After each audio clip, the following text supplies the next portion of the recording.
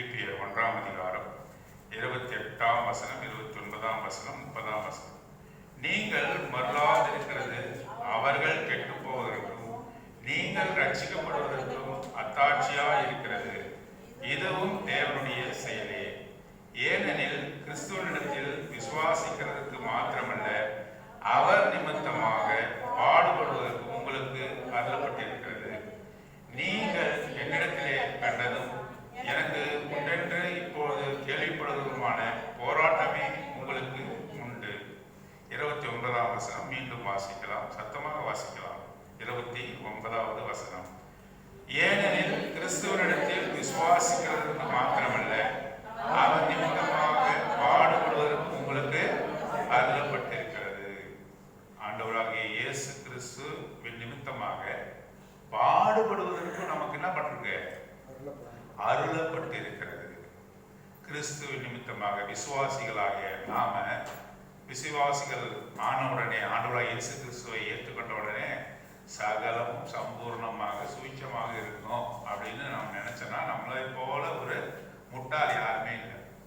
நோய் தீர்ந்துடும், பணம் காசு வரும், வசதியா இருக்கும், குழந்தை பிறக்கும், இந்த சரீர பிரகாரமான தேவைகள் நமக்கு நிறைவாய் கிடைக்கும் என்று யாராவது போதித்தாலோ அதை நாம நம்பினாலோ நம்மை போல ஒரு முட்டாள் யாருமே இல்லை. ஆண்டவர் தரார்.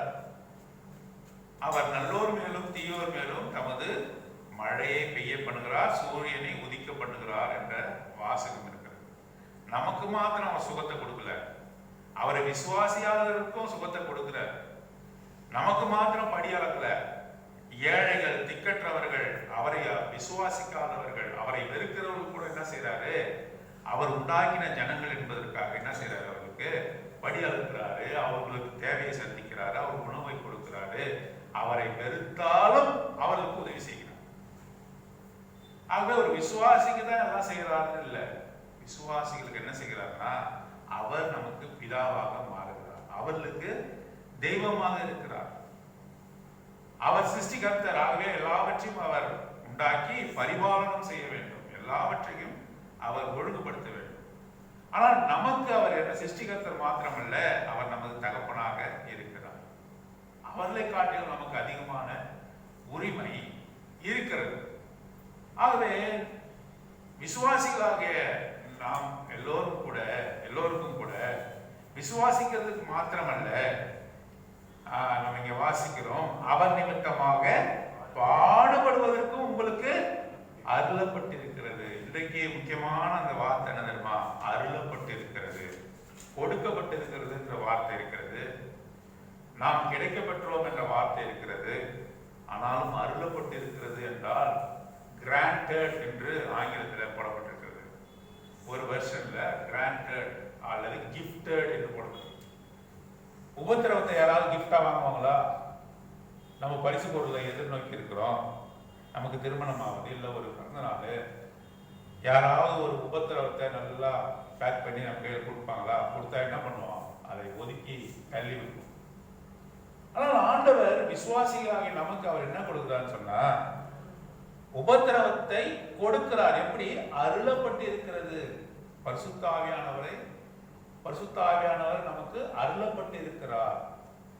சகல நன்மைகள் அருளப்பட்டு இருக்கிறது. அதே வார்த்தை உபத்திரவத்திற்கும் சொல்லப்பட்டு இருக்கிறது. It was granted unto you the tribulation என்று ஆங்கிலத்தில் நம்ம வாசிக்கிறோம். ஆகவே நமக்கு அருளப்பட்டு இருக்கிறது. ஆண்டவர் கொடுத்த எதையும் நம்ம என்ன செய்யக்கூடாது? வேணாம்னு சொல்லலாமா? யோபு சொல்கிறான், நன்மையை பெற்றுக்கொண்ட நான் கர்த்தருடைய கையிலிருந்த தீமையை பெற வேண்டாமா? நன்மையும் அதுதான் கொடுக்குது, தீமையும் அதுதான் கொடுக்குது. நன்மையை பெற்ற நான், ஆசீர்வாதத்தை பெற்ற நான், சோதனையை நான் வெறுக்கலாமா? வெறுக்கக்கூடாது யோபு சொல்றான். ஆகவே அவர் நன்மையை கொடுக்கிறார், சில சமயங்களில் உபத்திரவங்களை கொடுக்கிறார். அந்த உபத்திரவங்களை நாம் என்ன செய்யக்கூடாது? வேண்டாம் என்று சொல்லி அதை ஒதுக்க தள்ளக்கூடாது. ஏன்னா அது அருளப்பட்டிருக்கிறது, gifted unto us, அது நமக்கு கொடுக்கப்பட்டிருக்கிறது என்பதை காட்டிலும் அது நமக்காக அது அருளப்பட்டிருக்கிறது என்பது சரியான வார்த்தையாக இருக்கிறது. சரி, உபத்திரம் ஏன் இந்த பிலிப்பு சபைக்கு வந்தது. அப்போஸ்தலனாகிய பவுல் பிலிப்பு பட்டணத்தில் இருக்கக்கூடிய சபைக்கு எழுதுகிறார். அங்கே எழுத பொழுது வெளியிலிருந்து அதிகமான உபத்திரம் வருது. ஏனென்றால் இவர்கள் முதலாம் விசுவாசிகள். சபை அப்போதான் தோன்றி இருக்கிறது. ஆண்டவராகிய இயேசு கிறிஸ்துவை சுவிசேஷமாக அறிவிக்கிறார்கள். அநேகர் ரட்சிக்கப்படுகிறார்கள். அந்தந்த பட்டணத்திலையும் சபை உண்டாக்கப்பட்டு கொண்டிருக்கிறது. புதிதாக ஒரு மார்க்கம், இயேசு கிறிஸ்துவை நம்பி அவர் தேவனுடைய குமாரன் என்று நம்பி ஏற்றுக்கொண்டு அநேகர் வருகிறார்கள். புதுசா எது வந்தாலும் என்ன வருவாங்க? எதிர்ப்பு வரும். அவர்கள் முதலாவது விசுவாசிகளாக இருக்கிறார்கள். எபேசு சபையில் இருக்கிறவர்கள், ரோமபுரியில் இருக்கக்கூடிய சபையில் இருக்கிறவர்கள், பிலிப்பு பட்டணத்தில் இருக்கிற சபையில் இருக்கக்கூடியவர்கள், கலாத்திய பட்டணத்தில் இருக்கக்கூடிய சபைகள் முதலாவது விசுவாசிகள். அவங்களுக்கு ஒன்றுமே தெரியாது. அப்பதான் ஆண்டவரை ஏற்றுக்கொண்டு வந்திருக்கிறார். ஆகவே வெளியிலிருந்து பல உபத்திரம் வருது. பல உபத்திரம் வெளியிலிருந்து வருது. அப்போஸ்தலனாகிய பவுல் அதுதான் சொல்றாரு, நீங்கள் என்னிடத்தில் கண்டதும் 30ஆம் வசனம், எனக்கு உண்டென்று இப்பொழுது கேள்விப்படுவதற்கான போராட்டமே உங்களுக்கு உண்டு. அப்போஸ்தலனாகிய பவுலை அவர் என்ன பண்ணாங்க? அவரை உபத்திரவப்படுத்தினார்கள். ஏன்? அவர் சுவிசேஷமாக எல்லா இடத்துலையும் போய் சொல்றாரு. அவரை கொல்ல பார்த்தார்கள், கல்லெறிந்து கொல்ல பார்த்தார்கள், ஈட்டியால் குத்தி அவரை கொலை செய்ய பார்த்தார்கள். எல்லாரும் யூதர்கள் தான். அதிகமான இந்த உபத்திரவம் யூதர்களாலே வந்தது.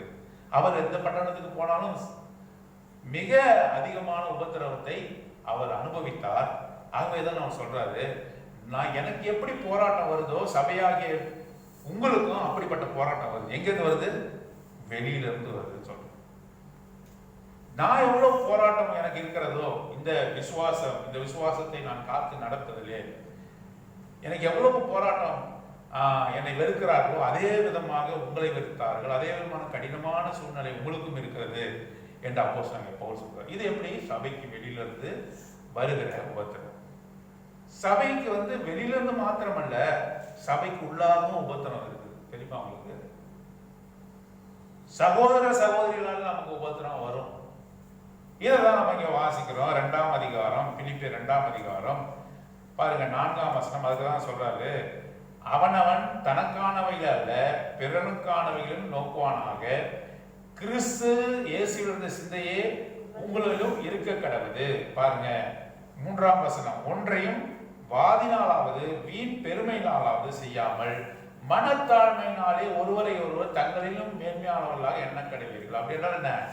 ஒருத்தவன் நான் பெரியவன் சொல்றான், ஒருத்தவன் நீ சிறியவன் சொல்றான், என்னை காலையில நீ படிக்காதவன் சொல்றான், உனக்கு ஒன்றும் தெரியாதவன் சொல்றான், எனக்கு வசதி இருக்கிறது உனக்கு வசதி இல்லை. சபைக்குள்ள என்ன? சகோதரர்கள் மத்தியில சகோதரிகள் மத்தியில் என்ன? எனக்கு நான் வசதியானவன், நீ வசதியற்றவன். எனக்கு வசதிகள் இருக்கிறது, உனக்கு இல்லை. ஏற்ற தாழ்வுகள் எங்க இருக்கிறது? சபைக்குள்ளாகவும் இருக்கிறது. ஒருத்தவன் மனமேன்மையா நடந்து கொள்கிறான், தனக்கு எல்லாம் தெரியும் என்பதை போல நடந்து கொள்கிறான், மற்றவனை தாழ்த்தி பேசுகிறான். ஆகவே சபைக்குள்ளாகவும் உபத்திரம் இருக்குது. யாராவது ஒண்ணு பார்த்து யாராவது சொல்லிடுறாங்க, அது உங்களுக்கு மன வருத்தத்தை உண்டு பண்ணுகிறது. வெளியிலே மாத்திரமல்ல, அப்போஸ்தலனாகிய பவுல் சொல்றார், எனக்கு இருந்த போராட்டம் அவருக்கு இருந்த போராட்டம் வெளியில. இந்த பிலிப்பிய சபைக்கு எப்படி இருக்கிறது? வெளியில இருந்து போராட்டம், உள்ளுக்குள்ளேயும் போராட்டம். யாராவது ஏதாவது சொல்லிட்டு போறாங்க, தூக்கம் வர மாட்டேங்குது.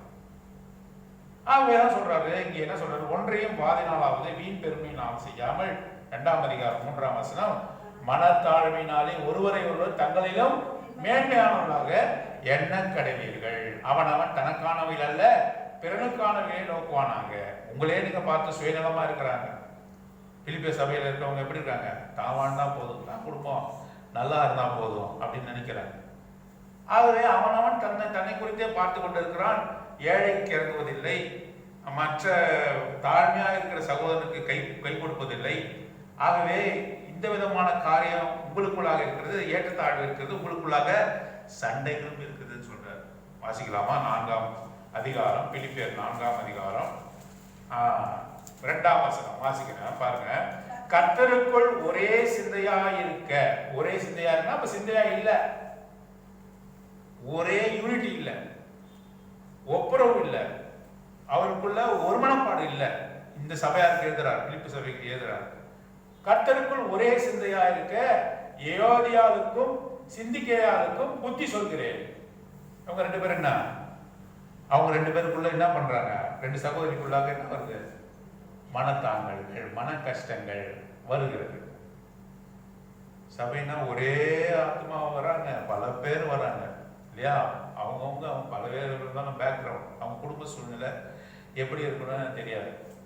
சபைக்கு வந்தாங்க சில பேர் உப்புன்னு இருக்காங்க, சில பேர் மகிழ்ச்சியா இருக்கிறாங்க, சில பேர் வந்து கஷ்டத்தை மறைச்சிட்டு வெளியில சிரிக்கிறாங்க. அப்ப நம்ம என்ன நினைக்கிறோம், இவர் ஏன் எனக்கு பிரைஸ் லார்ட் சொல்லாம போறாரு, இவரே என்கிட்ட பேசல, அவருக்கு என்ன கஷ்டமோ அப்படிதான் நினைக்கிறோம். அதை விட்டுட்டு எனக்கு பிரைஸ் லார்ட் சொல்லணும், அது ஒரு குறை. அப்படி இல்ல, ஏயோதிகேயாள் என்ற ஒரு சகோதரி இருக்கிறாங்க, சிந்திக்கேயாள் என்ற ஒரு சகோதரி இருக்காங்க. இவங்க ரெண்டு பேருக்கு என்னது சபையில என்னது, ஒப்புரவா இருக்கிறாங்களா, ஒற்றுமையா இருக்கிறாங்களா, அவங்க என்னது ஒரே சிந்தை இல்ல, சண்டை போடுறாங்க. அவங்க ரெண்டு பேரும் சண்டை போடுறாங்க. அவர்கள் ஒரே சிந்தையா இருக்கு, நான் புத்தி சொல்கிறேன் என்று சொல்றாரு. இதை யாருக்கு போகுது, இந்த நியூஸ் யாருக்கு போகுது? பிலிப்பு சபையில ரெண்டு பேர் இருக்கிறாங்க, அவங்க ரெண்டு பேருக்குள்ள சண்டை, அதனால சபையில அங்க ஒப்புரவு இல்லை, ஒருமனப்பாடு இல்லை என்ற செய்தி அப்போஸ்தலனாகிய பவுலுக்கு போகுது. அவர் இந்த லெட்டர்ல எழுதுறார், அவருடைய நாமத்தையும் குறித்து எழுதுறார். உடனே அவருக்கு தீர்ப்பு செய்தில்லை, இவங்க ரெண்டு பேரும் சண்டை போடுறாங்க, இவங்க சபையை விட்டு வெளியே அனுப்பிச்சிருங்க. பிரச்சனை வச்சுன்னு இருக்காங்க, என்ன பண்ணுங்க அடுத்தது, அவங்க ரெண்டு பேரையும் சபையை விட்டு அனுப்பிச்சிருக்கன்னு சொல்லணும். அப்படி சொல்லல. அடுத்த வசனத்தை பார்க்கலாமா, பாருங்க. அன்றியும் என் உத்தம கூட்டாளியே, அவர்களுக்கு உதவியா இருக்கும்படி உன்னையும் வேண்டிக் கொள்கிறேன். அவர்கள் கிளெமெந்தோடும் மற்ற உடன்வேலையாளர்களோடும் கூட சுவிசேஷ விஷயத்தில் என்னோடு கூட மிகவும் பிரயாசப்பட்டார்கள்.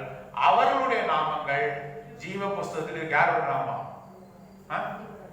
யாருக்கு நாமம்? சண்டை போடுறாங்கல்ல, நீ வெறுக்கிறல்ல, நீ வெறுக்கிறியே, நீ இவங்கெல்லாம் பரலோகத்துக்கு போக மாட்டாங்க அப்படின்னு நீ நினைக்கிறல்ல, அவங்களோட நாமம் எங்க இருக்குதான்? ஜீவ புஸ்தகத்துல இருக்கு. ஆகவே சபையானது குறைகளோட தான் இருக்கும். சபையில குறைகள் இருக்கும். சபைன்றது நிறைவான ஒரு இடம் இல்லை, குறைகள் இருக்கும். குறையிலேருந்து நிறைவை நோக்கி போறது தான் வந்து என்னது, சபை.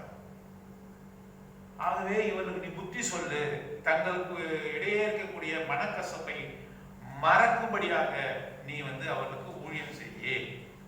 அவர்கள் மனக்கசப்பை மறந்து அவர் என்ன செய்யணும், ஒற்றுமைப்படணும். ஏன்னா already their names were written in the book of life, ஜீவ புஸ்தகத்தில் அவருடைய பேரும் எழுதப்பட்டிருக்கு. ஆகவே பிலிப்பு சபைக்கு எப்படிப்பட்ட ஒரு உபத்திரவம், வெளியிலிருந்து உபத்திரவம். ஏன், அவர்கள் புதிதான ஒரு சபை, புதிதான விசுவாசிகள் கிறிஸ்துவை ஏற்றுக்கொண்டு நடக்கிறார்கள் என்பதே அந்த ஜனங்களுக்கு வித்தியாசமாக இருக்கக்கூடிய ஒரு சூழ்நிலை. அப்ப என்ன பண்றாங்க, இவர்கள் சபையை இயங்காதபடிக்கு உபத்திரவங்களை வெளியிலிருந்து ஆட்கள் வந்து தடை செய்யறாங்க, உபத்திரவப்படுத்துறாங்க, அடிக்கிறாங்க, கொல்றாங்க.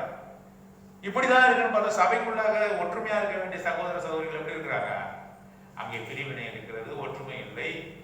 ஆகவே இதெல்லாம் இருக்கு. ஆகவே உபத்திரவங்கள் வெளியிலிருந்து வரலாம், நமக்குள்ளாகவும் இருக்க கூடும். ஆகவேதான் அவர் சொல்றாரு, என்ன சொல்றாரு, ஏனெனில் கிறிஸ்துவனிடத்தில் விசுவாசிக்கிறதுக்கு மாத்திரமல்ல, அவர் நிமித்தமாய் பாடுபடுவதற்கும் உங்களுக்கு சொல்லுங்க அருளப்பட்டிருக்கு. அப்படின்னா கொடுக்கப்பட்டிருக்கிறது கிடையாது, அருளப்பட்டிருக்கிறது. அருளப்பட்டிருக்குன்னு அர்த்தம், பெரிய கிஃப்ட்னு அர்த்தம். அப்படியே அப்படிதான் நினைக்கிறீங்களா? ரோமருக்கு எழுதின நிருபம், ரோமருக்கு எழுதின நிருபம் 5ஆம் அதிகாரம் 5ஆம் வசனம் வாசிங்க. இங்க என்ன வாசிக்கிறோம், அருளப்பட்ட. அதே வார்த்தை பாருங்க, உபத்திரவத்தை யார் அருள்றாரு, கொடுக்கிறாரு, ஆண்டவராகிய இயேசு கிறிஸ்து. பரிசுத்த ஆவியானவர் யார் கொடுக்கிறாரு, அதே பரிசுத்த ஆவியானவர் நமக்கு அருளப்பட்டு இருக்கிறது. அந்த வார்த்தை ரெண்டு இடத்துலயும் பயன்படுத்தப்பட்டது. பார்த்துருக்கோம் பாருங்க, 3ஆம் வசனம். அது மாத்திரமல்ல, 5ஆம் அதிகாரம் 3ஆம் வசனம். இப்ப நம்ம உபத்திரவம் எதுக்கு பிரதர், எனக்கு உபத்திரவம் எதுக்கு உபத்திரவம் அப்படின்னாக்கா, ஆண்டவர் விடை சொல்றாரு. ஏன்னாக்கா உனக்கு பொறுமை இல்லை, உனக்கு பொறுமை இல்லை, நீ அவசரப்படுற, நீ கோபப்படுற. ஆகவே உன்னுடைய வாழ்க்கையில என்ன செய்யறாரு, உபத்திரவத்தை அனுப்புற. நான் பொறுமையா இருக்கிற போல நான் நடிக்கிறேன், பொறுமையா இருக்கிறது போல நான் நினைத்துக் கொள்கிறேன்.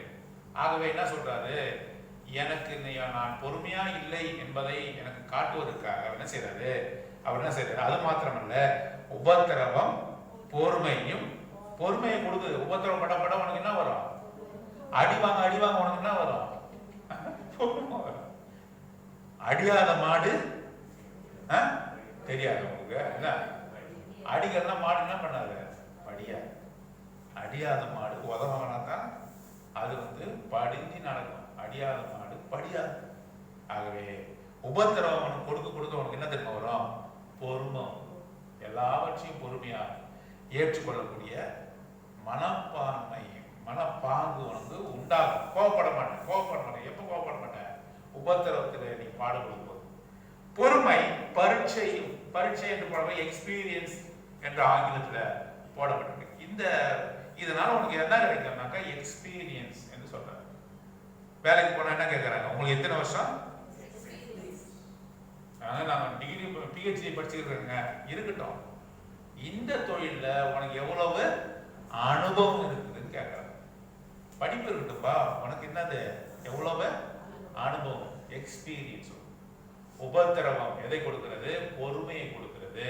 பொறுமை எதை நோக்கி நம்ம நடத்துகிறதுனாக்கா எக்ஸ்பீரியன்ஸ் என்ற அர்த்தம். இங்க பரீட்சை கிடையாது, எக்ஸ்பீரியன்ஸ் என்று நாம உணர்ந்து கொள்கிறோம். எக்ஸ்பீரியன்ஸ் அது நம்பிக்கையை கொடுக்கிறது. ஒரு நாள் என்னை போலவே உபத்திரப்படுபவர்களுக்கு நானும் அவர்களும் என்னோடு கூட பரலோகத்துக்கு வர ஆயத்தமா இருக்கிறவர்கள் என்று சொல்லி எனக்கு அது என்ன செய்கிறது, நம்பிக்கையை அது கொடுக்கிறது என்று சொல்லி நாம் வாசிக்கிறோம். பாருங்க, 8ஆம் அதிகாரம், ரோமருக்கு எழுதுறோம் 8ஆம் அதிகாரம். இப்ப நம்ம பாடுபட்டுக்கிட்டே இருக்க வேண்டியதான பிரதர் அப்படின்னு கேட்டீங்கன்னா 8ஆம் அதிகாரம் 18ஆம் வசனம். ஆதலால் இக்காலத்து பாடுகள் இனி நம்மிடத்தில் வெளிப்படும் மகிமைக்கு ஒப்பிடத்தக்கவைகள் அல்லவென்று எண்ணுகிறேன். அப்படி என்றால் என்ன, இப்ப அனுபவிக்கிற பாடுலாம் நமக்கு கொடுக்க வர போறாங்க வெகுமதி. இந்த பாடுதான் அவ்வளவு பெரிய வெகுமதி அப்படின்னு நினைக்க தோணுமா? அவ்வளவு பெரிய வெகுமதி ஆண்டவர் நமக்கு தர. பாருங்க, அதுக்கு முன்பான வசனம் கூட நம்ம வாசிக்கலாம். நாம் பிள்ளைகளானால், நாம் யார் அவருக்கு, நாம ஆண்டருடைய பிள்ளைகள்னாக்கா அடுத்த வார்த்தை என்ன வருது, சோதரும் ஆமை. அங்க எப்படி நம்ம வாசித்தோம், உபத்திரவங்கள் எதை கொடுக்கிறது சொல்லுங்க, எங்க பாக்காதீங்க, உடனே பார்த்து சொல்லாதீங்க. உபத்திரவம் பொறுமையை கொடுக்கும். பொறுமை எதை கொடுக்கும், பரீட்சையில எக்ஸ்பீரியன்ஸை கொடுக்கும். எக்ஸ்பீரியன்ஸ் லீட் டு என்ன பண்ணோம், எக்ஸ்பீரியன்ஸ் எதை கொடுக்கும், நம்பிக்கை கொடுக்குறது. சரி, ஆண்டவருடைய பிள்ளைகளா இல்லையா? இங்க பாருங்க, என்ன பாருங்க, நம்ம யாரு இருந்தா ஆண்டவருடைய பிள்ளைகள். பிள்ளைகள் என்று சொன்னால் சுதந்திரம் மாமி அப்படின்னு அர்த்தம். அவருடைய சொத்துக்கெல்லாம் யாரு, பிள்ளைக்கு தான் யாருன்னா சொத்து எது என்ன கொடுப்பாங்க, பேரண்ட்ஸ் பெற்றோர் என்ன கொடுப்பாங்க, சொத்து. சுதந்திரம் என்று சொன்னாக்கா சொத்தை கொடுப்பாரு. நான் பிள்ளைகள். ஆகவே ஆட்டோமேட்டிக்கா நமக்கு என்னது, அவருடைய சொத்துல நமக்கு பங்கு வந்துருது. அதுக்கு அடுத்த வார்த்தையை பாருங்க, கிறிஸ்துவனே கூட உடன் சோதரருமாமே அப்படின்னா என்ன, ஜாயிண்ட் ஹேர். இப்ப கிறிஸ்துவும் ஒரு பங்கு வாங்குவாரு, நாம கூட என்ன பண்ணுவோம், ஆண்டவர் இயேசு கிறிஸ்துக்கு 2 பங்கு, உனக்கு 1 பங்கு கொடுப்பாரா அப்படின்னு அப்படியே போட்டிருக்கு. கிறிஸ்துவும் ஆண்டவர் இடத்துல 1 பங்கு வாங்குவாரு, நீ என்ன பண்ணுவ, அவரோட கூட நின்று 1 பங்கு வாங்குவோம். ஏன், உடன் சோதரர் அப்படின்னா கோ ஹேர்ஸ் சொல்றாங்க. ஆண்டவரா இயேசு கிறிஸ்துக்கு என்னென்னலாம் செய்வாரோ அதெல்லாம் யார் செய்ய போறாரு, அது சொல்றதுக்கே நமக்கு கஷ்டமா இருக்குல்ல. அவருக்கு என்னென்னலாம் கொடுக்க போறாரோ அதெல்லாம் யார் கொடுக்க போறாரு, அவருடைய பிள்ளை. எனக்கு கொடுக்க போற சொல்லுங்க, எனக்கு கொடுக்க போறாரு. அவருக்கு என்னென்னலாம் கொடுக்க போறாரோ அதெல்லாம் யார் கொடுக்க போறாரு, எனக்கு கொடுக்க போறாரு. அதான் நம்ம வாசிக்கிறோம் இல்லையா, உடன் சுதந்திரமாவே கிறிஸ்து. அதுக்கப்புறம் தான் கஷ்டமான ஒரு வார்த்தை வருது, வாசிங்களா, கிறிஸ்துவுடனே கூட நாம் மகிமைப்படும்படி இதெல்லாம் நமக்கு செய்யறாரு. எது, பிள்ளைகள், சுதந்திரர், கிறிஸ்துவுடனே கூட ஈக்குவலா உடன் சுதந்திரர். எப்ப தெரியுமா, கிறிஸ்து மகிமைப்படும்படியாக எப்படி பாடுபட்டாரோ அவருடைய கூட பாடுபட்டால் அப்படியா. லேசா போய் வாங்கிட முடியாதுலாம். நான் ஆண்டவராகிய இயேசு கிறிஸ்துவை ஏற்றுக்கொண்டு ஞானஸ்நானம் பெற்றாவே எனக்கு எல்லாம் கிடைச்சிடும் அப்படியே.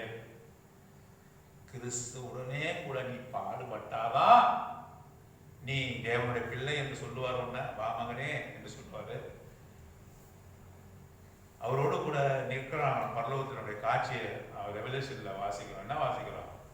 வெண்ணங்கி தரித்தவர்களாக அவரோடு ஆட்டுக்குட்டியானவரோடு கூட நடக்கிறவர்களாக போடப்பட்டிருக்கிறது. அவங்க யாருனாக்கா தங்க மிகுந்த உபத்திரவம் பட்டு என்ன பண்றாங்க, தங்களுடைய அங்கிகளை அவரோட ரத்தத்துல தோய்த்தவர்கள் என்று போடப்பட்டிருக்கு. அப்படிப்பட்ட ஒரு மரணத்துக்குள்ளாக போனவர்களை அவர் பக்கத்திலே வைத்துக் கொள்றார். அப்போ தேவனுடைய பிள்ளைகள் சுதந்திரர் கிறிஸ்துவுடனே கூட உடன் சுதந்திராக நாம் மாற வேண்டும் என்று சொன்னால் கிறிஸ்துவ மகிமைப்படும்படியாக பாடுகளுக்குள்ளாக நம்ம போவோம். அப்ப பாடுகளுக்குள்ளாக போக முடியுமா? ஆண்டவர் பாட பத்தி பேசுறார். பாட பத்தி பேசுறார் பாருங்க. மேலும் ஆதலால் அதுக்கப்புறம் தான் நம்ம 18ஆம் வசனம் வருது. ஆதலால் இக்காலத்து பாடுகள் இனி நம்மிடத்தில் வெளிப்படும் மகிமைக்கு ஒப்பிடத்தக்கவைகள் இல்லை. இதெல்லாம் ஒரு பெரிய விஷயமே இல்லை. அவரோடு கூட நிற்பது, அவருடைய எல்லா காரியத்தையும் பெற்றுக்கொள்வது, இதெல்லாம் ரொம்ப பெரிய விஷயம். இங்க படுறாங்க பாடு ஒரே பாடா இருக்குது, ஒரே தலைவலியா இருக்குது, ஒரே கஷ்டமா இருக்குது, வாரத்து டிப்ரெஷன். இப்ப எல்லாம் என்ன சொல்றாங்க, வாலிப பிள்ளைங்களா நான் டிப்ரெஸ்டா இருக்கேன். இந்த வார்த்தையை நாங்க கேள்விப்பட்டதே கிடையாது. டிப்ரெஸ்டா, தனிமையா, ஸ்ட்ரெஸ்ஸா இருக்குது. சொல்றாரு ஸ்ட்ரெஸ்ஸா இருக்கு, டிப்ரெஷனா இருக்கு. ஒரு வசனம் வருது, நீங்க பாடுபடுறீங்கன்னா ஆனா மரணத்துக்கு ஏதுவாக நீங்க பாடுபடுறன்னு சொல்ற. எது வரையும் போகணும்? உன்னையே நீ ஒப்பு கொடுக்குற அளவுக்கு போகணும். ஆண்டவருக்குன்னு ஒப்பு கொடுக்குற அளவுக்கு போகணும். மரணத்துக்கு ஏதுவான பாடுகள் இன்னும் நீ அனுபவிக்க என்று சொல்லப்படுது. இதுக்கே சாப்பாடு சரியா இருக்கிறதுக்கே டிப்ரெஷன் ஆகுறாங்க. கணவன் போச்சுங்கன்னாவே டிப்ரெஷன் ஆயிடுறாங்க. ஊரை விட்டு ஓடிடலாமா, வீட்டை விட்டு ஓடிடலாமான்னு நினைக்கிறாங்க.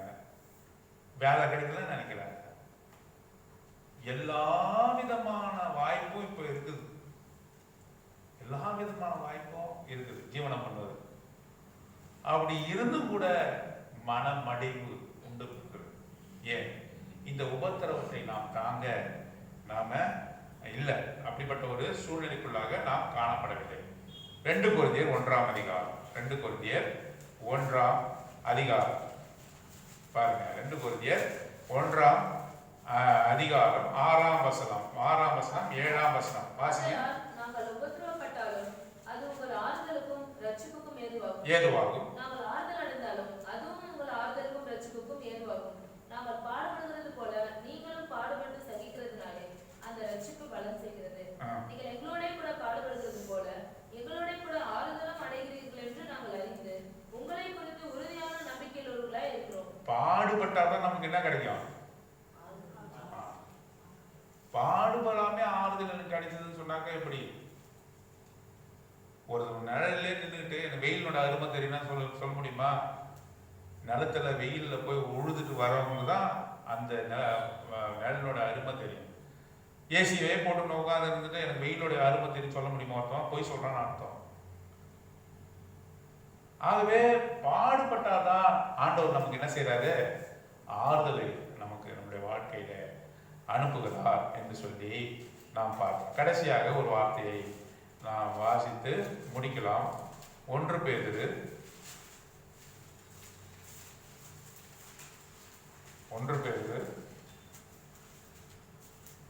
5ஆம் அதிகாரம்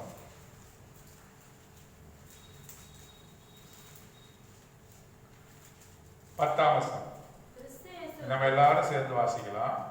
9ஆம் வசனம் 10ஆம் வசனம் எல்லோரும் சேர்ந்து வாசிக்கலாம். விசுவாசத்தில் உறுதியாய் இருந்து அவனுக்கு எதிர்த்து நில்லுங்கள். உலகத்தில் உள்ள உங்கள் சகோதரிடத்திலே அப்படிப்பட்ட பாடுகள் நிறைவேறுவது என்று அறிந்திருக்கிறீர்களே. கிறிஸ்து இயேசுவுக்குள் நம்மை தமது நித்திய மகிமைக்கு அழைத்தவராயிருக்கிற சகல கிருபையும் பொருந்திய தேவன் தாமே கொஞ்ச காலம் பாட அனுபவிக்கிற உங்களை சீர்படுத்தி ஸ்திரப்படுத்தி பலப்படுத்தி நிலைநிறுத்துவாராக. அவருக்கே மகிமையும் வல்லமையும் சதாகாலம் உண்டாயிருப்பதாக. நம்ம எவ்வளவு நாள் பாட அனுபவிக்க போறோம்? சில காலம், கொஞ்ச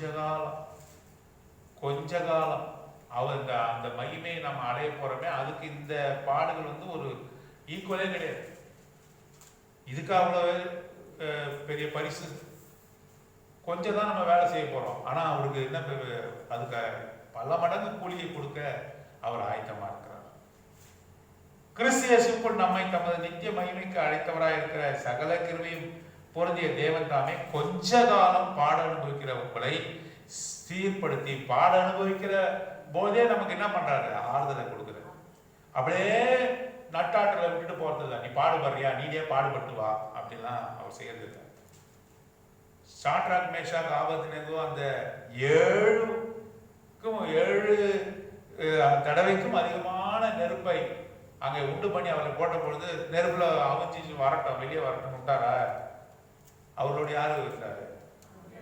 வெளியில இருந்து நீங்கள் ஆறுதல் அடைங்க அப்படின்னு கை காட்டிட்டு இருந்தாரா? அந்த பாடுகளுக்குள்ளாகவே அவரும் நெருப்புக்குள்ளாக சாட்ராக் மேஷாக் ஆபத்நேகோ கூட உலாவும்படியாக, அவர்களோடு இருக்கும்படியாக ஆண்டவர் அவர்களோடு கூட இருந்தார். உபத்திரவப்படும் போது தன்னுடைய பிள்ளைகளோடு அவர் இருக்கிறார். அந்த வசனம் தான் சொல்லுது, பாடு அனுபவிக்கிற உங்களை சீர்படுத்தி, ஸ்திரப்படுத்தி, பலப்படுத்தி நிலைநிறுத்துவாராக. உன்னை என்ன பண்றாரு? நீ பாடு அனுபவிச்சா உன்னை சீர்படுத்துறாரு. அப்ப சீர்கட்ட ஒரு நிலைமை, சரியான ஒரு வாழ்க்கை இல்லை. பாடு அனுபவிக்கும் போது உன்னுடைய வாழ்க்கை சீராகும். சிறப்படுத்தி உறுதியாக இருக்கும்படி, விசுவாசத்திலே உறுதியாக இருக்கும்படி, எவ்வளவோ துன்பம் வந்தாலும் உன்னுடைய விசுவாசத்தை என்ன பண்ண முடியாது, அசைக்க முடியாது. யாருமே உன்னை எது சொன்னாலும் சரிதான், கர்த்தருக்குள்ளான உன்னுடைய விசுவாசத்தை யாரும் பிடிக்கி போடவே முடியாது. உன்னை சரிப்படுத்துவார், உன்னை ஸ்திரப்படுத்துவார், உறுதிப்படுத்துவார். பாடு அனுபவிக்க அனுபவிக்க என்ன பண்ணோம், உறுதிப்படுவார். விசுவாசத்துல உறுதிப்படுவார், பலப்படுத்தி ஸ்ட்ரென்தன் பண்றார், உன்னை உற்சாகப்படுத்துறார், நிலை நிறுத்துவார், சாட்சியா நிறுத்துவார். உன் வாழ்க்கை எப்படி இருந்தது, இப்ப எப்படி இருக்குது? பாடு அனுபவித்து வந்த பிறகு உன்னுடைய வாழ்க்கை எப்படி இருக்குது? நெருப்பிலே போடப்பட்ட பொன்னானது அது களிமலான் இருக்கிற பிறகு சுத்த பொன்னாக விளங்கினது போல, யோபுவனுடைய உபத்திரவம் முடிந்த உடனே அவனை பல மடங்கு அவனை ஆசீர்வதித்தது போல, பாடு அனுபவித்த பிறகு உன்னை என்ன செய்ய போறாரு? சீர்படுத்தி, ஸ்திரப்படுத்தி, பலப்படுத்தி. இதெல்லாம் வாசிக்கிறீங்களா? வீட்டுல போய் திரும்ப திரும்ப வாசிங்க. எவ்வளவு வார்த்தையை சொல்றாரு பாருங்க. பாடு அனுபவிச்சாதான் இதெல்லாம் நடக்கும். எனக்கு பாடு வானா, உபத்திரம் வானா அப்படின்னு சொன்னாக்க நான் தேவனுடைய பிள்ளையா இருக்க முடியுமா, இருக்க முடியாதா? அந்த வசனம் என்ன சொல்லுது? முதல்ல நம்ம யாரு? தேவனுடைய பிள்ளைகள். அப்புறம் யாரு? உடன் சுதந்திரரா, சுதந்திரர். அதுக்கப்புறம் கிறிஸ்துவுடனே உடன் சுதந்திரனா பக்கத்துல கிடையாது. கிறிஸ்துவுடனே கூட எப்ப பாடுகள் அனுபவிச்சாதான் உனக்கு இப்ப சொல்ற புதிய போதகர்கள் எல்லாம் வந்திருக்காங்கல்ல, பாடே கிடையாது உனக்கு, ஜாலிதான், ஜாலியா இருக்க வேண்டியதான் அப்படின்னு சொல்றாங்கல்ல. அப்படிதான் கிடையவே கிடையாது. அவன் தன் தன் கட்டையால சிலுவை செய்யணுமா? என்ன செய்யணும்? உனக்கு கொடுக்கப்பட்டிருக்கிற சிலுவையை நீ சுமக்கணும். ராஜசேகர் பிரதருடைய சிலுவையை நான் சுமக்க முடியுமா? அவருக்குன்னு சரியான சைஸை செஞ்சிருப்பாங்க. அவருக்கு சைஸ் சிலுவை நான் சுமக்க முடியுமா? பிரதர் எனக்கு பாடு அதே பாடுதான் உங்களுக்கு அப்படி சொல்ல முடியாது. ஒவ்வொருவருக்கும் தனித்தனியாக கொடுக்குறாரு. திராணிக்கு மீறி அவர் நம்ம என்ன பண்றது கிடையாது. உன்னால தாங்க முடியும், எதுவரை தாங்க முடியும் அப்படின்னு அவருக்கு தெரியும். ஒரு ரப்பர் பேண்டே வச்சுங்க, உதாரணம், 2 கையால பிடிச்சிக்கிறீங்க, இழுக்கிறீங்க, இழுத்து கொண்டே இருக்கிறீங்க.